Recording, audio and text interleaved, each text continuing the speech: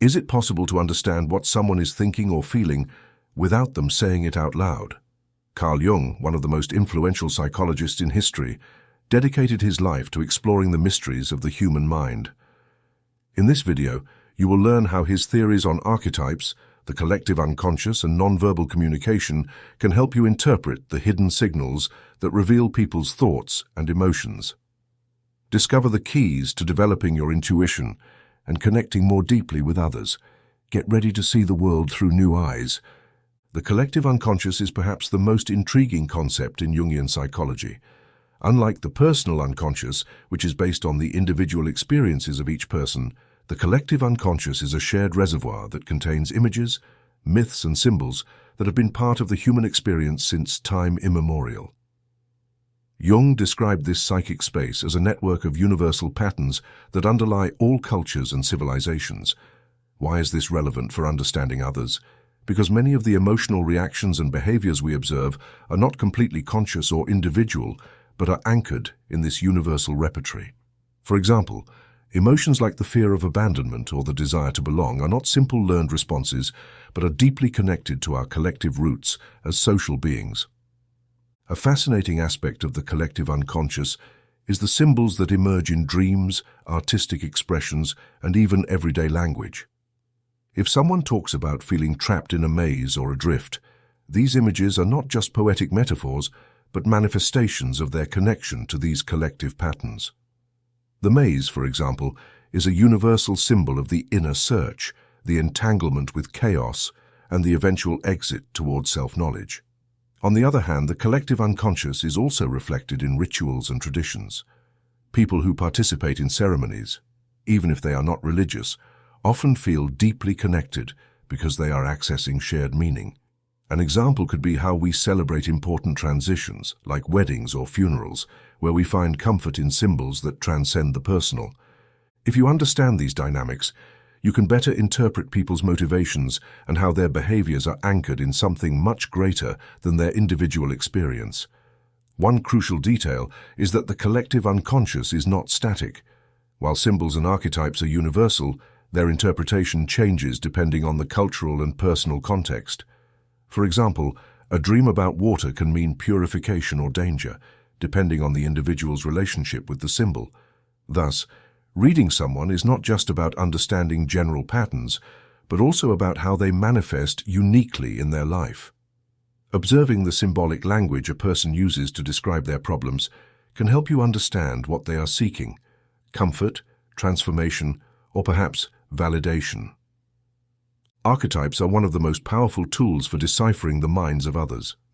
According to Jung, archetypes are innate patterns that organize our perceptions and behaviors. Although the concept may seem abstract, these patterns are present in all aspects of life, from fairy tales to the everyday decisions we make. Each person has a particular relationship with the archetypes, and some dominate more than others at different times in their life. For example, the archetype of the hero usually appears when someone faces significant challenges, while the shadow manifests in internal conflicts and repressed feelings. Identifying which archetype is predominating in someone allows you to understand not only their actions, but also their deeper motivations.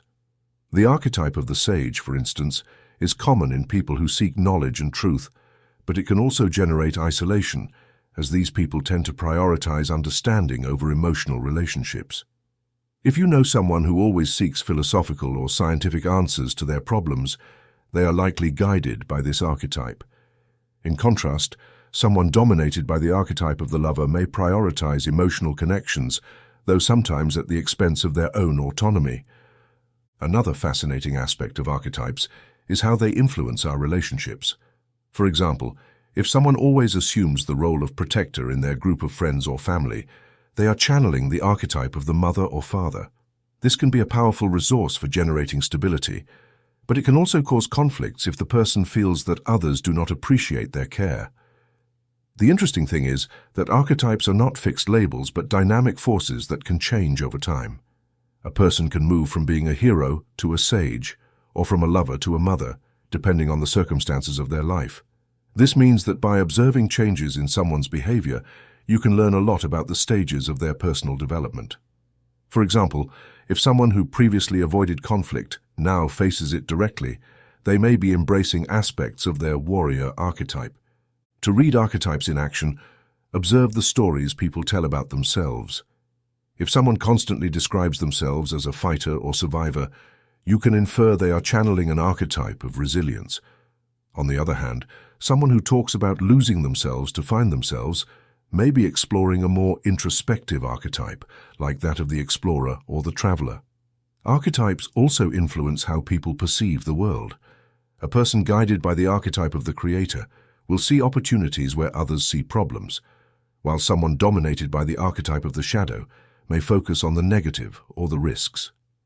Understanding this not only helps you read their mind, but also communicate in ways that resonate with their worldview. Finally, it is crucial to remember that we all have multiple archetypes coexisting in our psyche. Reading someone is not about labeling them with just one archetype, but identifying which ones are active at the moment. This gives you a more complete perspective and allows you to interact more meaningfully with them. Transference and projection are two fundamental concepts for understanding how we relate to others and how we interpret their behaviors. Jung dedicated much of his work to studying how these dynamics influence not only interpersonal relationships, but also our perception of the world and our own psyche. Transference occurs when a person projects emotions, memories, or expectations associated with figures from the past, parents, partners, friends, mentors, onto a person in the present. This often happens unconsciously, and while it is a useful tool in therapy to explore unresolved trauma and relationships, it can also be an obstacle in everyday life. For example, a person who had a difficult relationship with an authority figure might react excessively to receiving constructive criticism from their boss. Instead of interpreting the criticism objectively, the person will relive emotions and unresolved conflicts from the past. Projection, on the other hand, is the mechanism through which we attribute aspects of ourselves that we do not want to recognize, whether positive or negative, onto others. If someone constantly accuses others of being selfish, they may be repressing their own selfishness. This does not mean that the accusation is completely unfounded, but by observing these patterns in people, we can learn a lot about what they are facing internally. How can you detect transference and projection in someone? The first step is to observe their emotional reactions, especially those that seem disproportionate to the situation. If a person reacts with extreme anger to a trivial comment, it's likely that something deeper is at play. This is an indicator that the current situation is triggering emotions linked to past experiences. For example, a person who constantly distrusts the intentions of others may be projecting their own fear of being vulnerable or betrayed. In this case, projection acts as a defense mechanism that protects the person from facing these fears directly. Understanding this allows you to approach conversations with more empathy, helping the person feel safe to explore their true feelings. A fascinating aspect of projection is that it doesn't only happen with negative emotions. We also project our positive qualities onto others, which Jung called light projection. For example, if someone deeply admires a public figure for their bravery or creativity, it may be a sign that these qualities are also present, though latent, in the person doing the admiring. Recognizing this not only helps you better understand others, but it can also inspire that person to develop these same qualities in their own life. In relationships, both transference and projection can be challenges, but also opportunities. If you identify that someone is transferring emotions onto you, you can use this information to better understand their history and build a stronger relationship. For example, if a friend treats you with a mixture of admiration and resentment, they may see you as a figure who represents something they desire or fear. By exploring this pattern carefully, you can help that person better understand themselves and resolve internal conflicts. To avoid the mistake of taking transference or projection personally, it is important to develop an observational mindset. Ask yourself, does this reaction have more to do with the present or with this person's past? By maintaining this perspective, you can handle emotionally charged situations with greater clarity and compassion. Finally, Jung emphasized that these dynamics are not failures of our psyche, but essential parts of the self-discovery process. By understanding how and why they occur, you can not only read others' emotions and behaviors more effectively, but also guide people toward greater integration of their own shadow and light. This is a powerful gift you can offer simply by observing and listening attentively. Jung saw dreams as one of the most direct tools for accessing the subconscious. Far from considering them simple nonsense, dreams contain symbols that express our deepest concerns, fears, and aspirations. For Jung, each dream is a personalized narrative that blends archetypal images with personal experiences.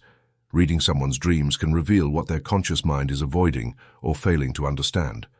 One common dream that Jung often interpreted is the dream of losing teeth.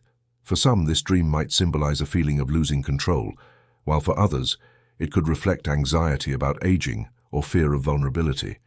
The key to correctly interpreting a dream is paying attention to both the symbols and the emotional context of the person. Two people might dream of water, but while one may associate it with purification and renewal, the other might feel fear about the possibility of drowning. Moreover, dreams not only reflect a person's current emotional state, but can also offer creative solutions to conscious problems. Jung observed that dreams often contain what he called compensation, a mechanism through which the subconscious balances the deficiencies of the conscious mind. For example, if someone is repressing negative emotions in their daily life, they might dream of an erupting volcano, symbolizing the need to release those emotions. How can you use this to read someone's mind? When a person shares a dream with you, ask them how they felt during the dream and what aspects seemed most important. Pay attention not only to the symbols, but also to the details. A dream about a house might be general, but if someone mentions that the house was in ruins, this could reveal feelings of insecurity or loss of stability. Another key tool for interpreting dreams is considering the archetypes present. If someone dreams of a wise old man giving them advice, they are likely seeking guidance in their life. If they dream of a dark shadow chasing them, they may be facing repressed aspects of their own psyche. Understanding these archetypes not only helps you interpret the dream, but also connect with the deeper concerns of that person. It is important to remember that dreams are also influenced by cultural and personal context. While some symbols are universal, like water or fire, others may have very specific meanings for an individual. For example, a dream of snakes might represent wisdom in one culture but fear and betrayal in another. When listening to someone describe their dream, take into account how their life experiences influence their interpretation. Finally, Jung believed that dreams were not simply passive messages, but active tools for personal growth. Helping someone understand their dreams can be a powerful way to guide them toward greater self-acceptance and understanding. When you listen to a dream, you are not just interpreting symbols, you are helping someone reconnect with the deepest parts of themselves. Complexes are unconscious emotional systems that act as real knots in the psyche. According to Carl Jung, a complex is not necessarily negative, but it can exert significant power over our thoughts, emotions, and actions, often automatically and outside our conscious control. Reading a person through their complexes requires observing their disproportionate reactions, the patterns that repeat in their behaviors, and the emotions that seem to arise without apparent reason. A typical complex is the inferiority complex, where a person feels they are not good enough compared to others. This complex can be detected in behaviors like avoiding challenges, constantly seeking approval, or even showing disdain toward those who are successful, as a defense mechanism to protect themselves from their own feelings of inadequacy. For example, if someone always minimizes their achievements or avoids standing out, they may be influenced by this complex, which ultimately reflects an internal struggle with self-esteem. On the other hand, the superiority complex functions as a compensation for insecurity. A person dominated by this complex may appear arrogant, reject criticism, or feel constantly attacked when someone challenges their position. However, this behavior is nothing more than a shield to protect a fragile self that fears being revealed as insufficient. To identify a complex in action, observe the situations in which the person seems to react emotionally intensely. For instance, if someone reacts with disproportionate anger to a seemingly neutral comment, it's likely that the comment has triggered an underlying complex. Imagine that during a work meeting, someone vehemently rejects a suggestion that contradicts their opinion. Although the reaction seems related to the discussion, it may actually be influenced by a complex that fears criticism or rejection. Another common example is complexes related to family experiences. A person who grew up feeling they had to constantly meet their parents' expectations might develop a perfectionism complex. This complex manifests in constant self-demand, difficulty delegating, and a deep fear of failure. In the workplace, these people may be seen as capable leaders, but deep down, they often experience anxiety and burnout. Complexes can also be expressed in relationships. A person with an abandonment complex may show possessive behaviors or need constant validation from their partners. This happens because the complex generates a sense of insecurity that drives the person to seek constant reassurance that they won't be left behind. Identifying these types of patterns can help you understand why someone behaves in certain ways in their emotional connections. Jung believed that complexes are not only obstacles, but also opportunities for self-discovery. Each complex holds a message about a part of ourselves that needs attention. While facing them may be uncomfortable, recognizing them is the first step toward integration.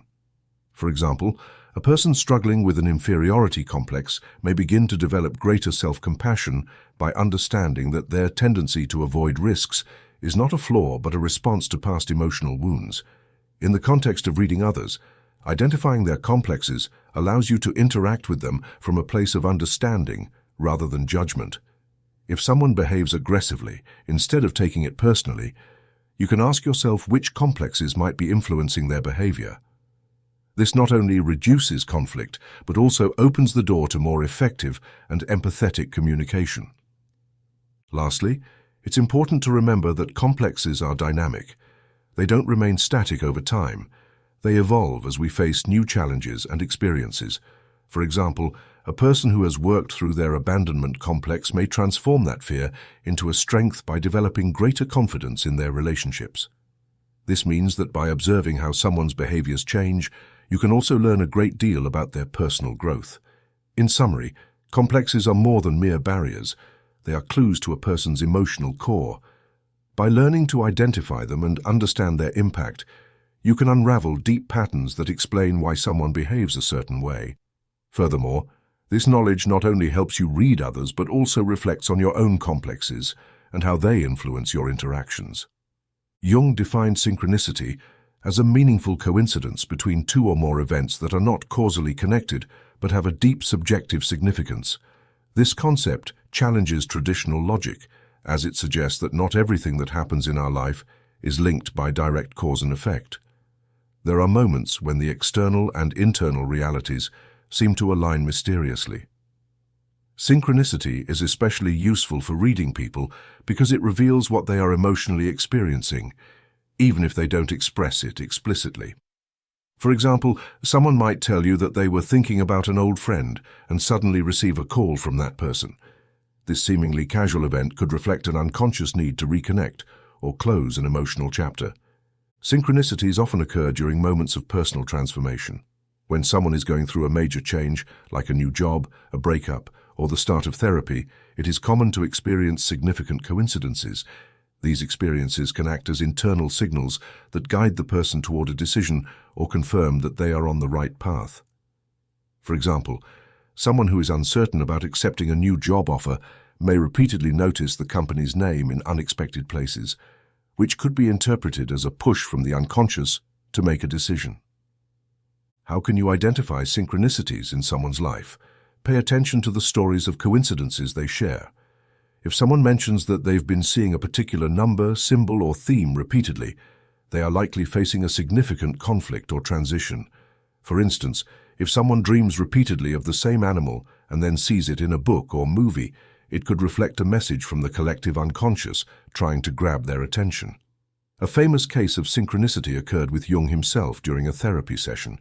His patient was recounting a dream in which a golden scarab appeared, and while she was speaking, a very similar scarab struck the window of Jung's office. This event broke the patient's emotional resistance and allowed for a breakthrough in her treatment. For Jung, this coincidence was not casual, but a perfect example of how the internal and external worlds can align. In personal relationships, synchronicity can also act as a reflection of deep emotional connections between people. If someone mentions that they always show up at the right time to help their friends, it could be an indication that their role in the lives of those people is guided by an emotional resonance that transcends logic. Finally, Synchronicity is not only useful for reading others, but also for helping them make sense of their experiences.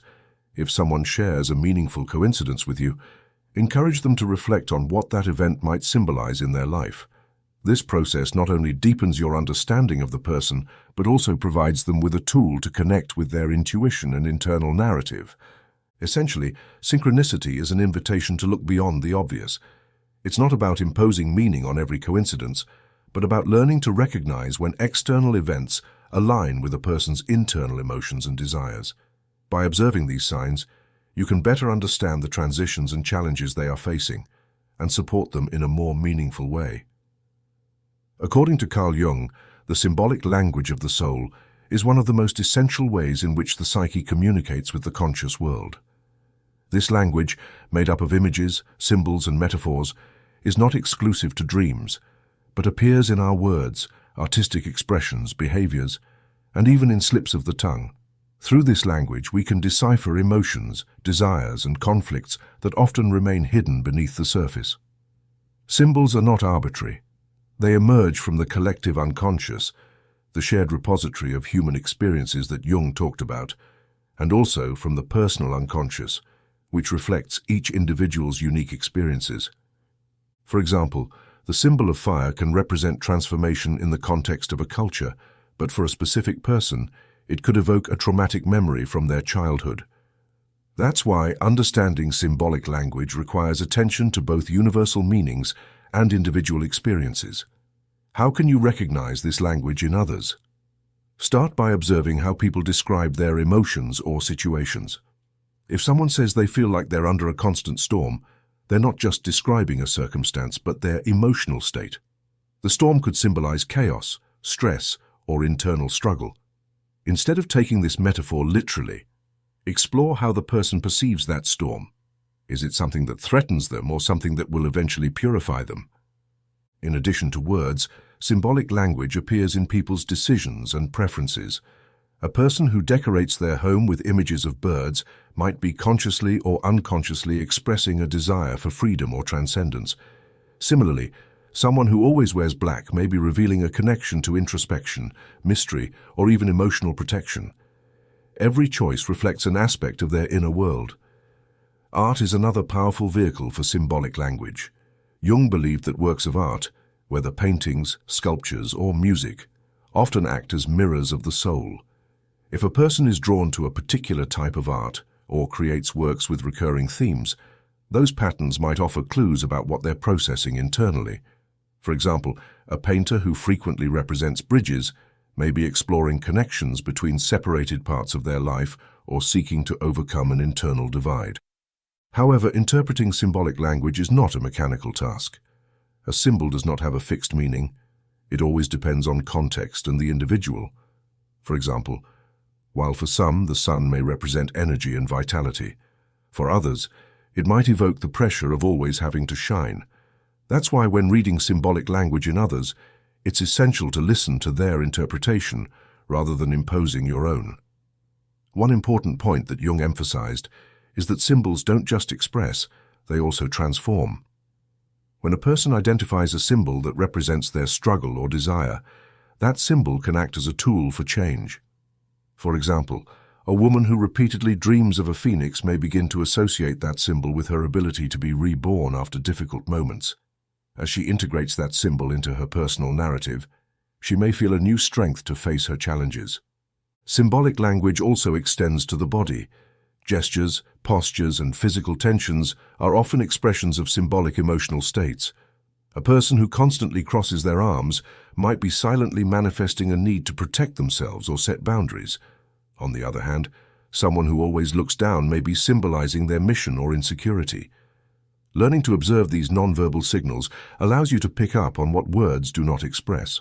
Moreover, symbolic coincidences in a person's environment, what Jung called synchronicities, can be important messages. If someone mentions that they constantly see images of butterflies just as they're considering a life change, it could be a sign from their unconscious that they're ready to transform. It's not about magic or superstition, but rather how the unconscious uses the external world to communicate what the conscious mind cannot fully process. Finally, Symbolic language not only reveals people's internal states, but it can also help you communicate with them more effectively. If someone describes feeling like they're trapped in a cage, you can use that image to explore how they would feel if that cage were to open. This approach not only validates their experience, but also offers them a way to visualize solutions. In summary, the symbolic language of the soul is a powerful tool for reading the mind and heart of others. It requires sensitivity, observation, and the willingness to interpret each symbol within its personal context. By understanding it, you can not only connect with others on a deeper level, but also help them discover new ways of expressing themselves and growing. One of Jung's greatest contributions to psychology was his theory of psychological types, which remains a valuable tool for understanding how people perceive and process the world. In his model, Jung identified two main attitudes, introversion and extroversion, along with four functions: sensation, intuition, thinking, and feeling. These combined characteristics form 8 basic psychological types that offer a clearer view of individual differences. Introversion and extroversion refer to the direction of psychic energy. Introverts tend to focus on their inner world, preferring reflection and solitude to recharge, while extroverts find their energy in the external world, enjoying social interaction and environmental stimuli. Recognizing this preference is key to understanding how someone handles stress, makes decisions, and seeks comfort. For example, an introvert might withdraw during a crisis to process their emotions, while an extrovert might seek out others to share their feelings and find support. On the other hand, the judging functions, thinking and feeling, determine how people make decisions. Thinking is based on logic and principles, while feeling values relationships and emotional harmony. Understanding these functions helps you interpret how someone responds to specific situations. For example, if someone predominantly uses sensation, they are likely to prefer a practical and detailed approach to problem solving. In contrast, an intuitive person might feel frustrated by excessive attention to details and prefer a broader perspective on things. Recognizing these differences can prevent misunderstandings and improve communication. The combination of attitudes and functions leads to Jung's psychological types. For example, an extroverted intuitive would be someone who constantly seeks new possibilities and feels energized by sharing ideas with others. In contrast, an introverted thinker would focus on logic and analysis, preferring to work alone to solve complex problems. Identifying these combinations in others allows you to anticipate how they may react to certain situations and how they prefer to interact. Furthermore, psychological types are not static. Although each person has dominant preferences, they can also develop their less used functions throughout their life, a process Jung called individuation. This means that someone who appears very rational and logical in their youth may become more emotional and empathetic over time. Observing these changes can give you clues about the internal transitions a person is experiencing. In the context of relationships, understanding psychological types can help you build stronger connections. For example, an extrovert may need to be more patient with an introvert who requires time to process their thoughts before responding. Similarly, someone who values logic can learn to appreciate the emotional approach of another person, and vice versa. Finally, Jung did not see these types as limiting labels, but as tools for self-knowledge and empathy. By recognizing your own preferences and those of others, you can adapt to the needs of each situation and foster more balanced relationships. This understanding not only helps you read people, but also inspires them to grow and explore new dimensions of their personality. Active imagination is one of the most distinctive and transformative methods developed by Carl Jung. Unlike other techniques, active imagination invites a person to directly engage with the images and contents of their unconscious. Essentially, it is a conscious dialogue with the deeper aspects of the psyche, and Jung believed this process could be a tool not only for self-discovery, but also for interpreting and understanding others. The principle behind active imagination is simple but powerful. When we allow the mind to express itself without restrictions, it reveals what consciousness typically represses.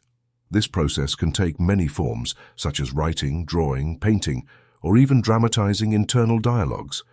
The images that arise during this exercise are symbolic manifestations of the conflicts, desires, and emotions that reside in the unconscious.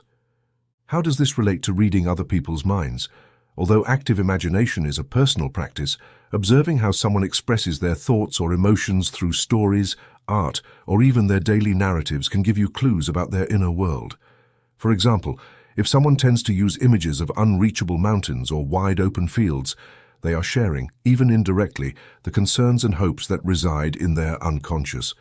Let's say someone tells you a fictional story where the main character always loses their way before finding hidden treasure. This type of narrative could reflect an internal conflict between the desire to achieve a goal and the fears associated with failure.